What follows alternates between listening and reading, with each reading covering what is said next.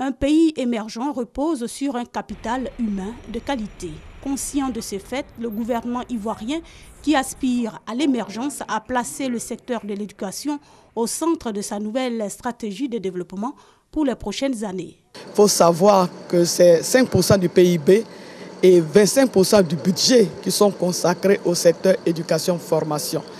D'abord, cela va permettre d'accroître les capacités d'accueil, notamment avec de nombreuses infrastructures scolaires, aussi bien au niveau du primaire, du secondaire, technique, professionnel et enseignement général, et pourquoi pas au niveau de l'enseignement supérieur.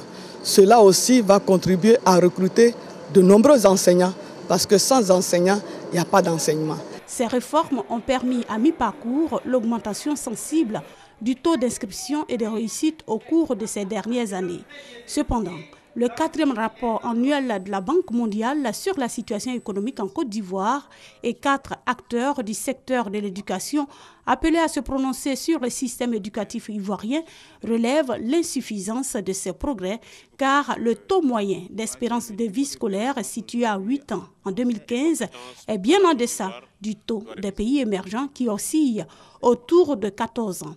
Par conséquent, il propose, entre autres, l'amélioration de la performance du corps enseignant, l'octroi de subventions scolaires aux familles et non aux écoles privées, l'augmentation des dépenses en équipement et surtout la mise en place d'un nouveau contrat social où toutes les parties prenantes vont œuvrer pour offrir le meilleur avenir possible aux enfants de Côte d'Ivoire.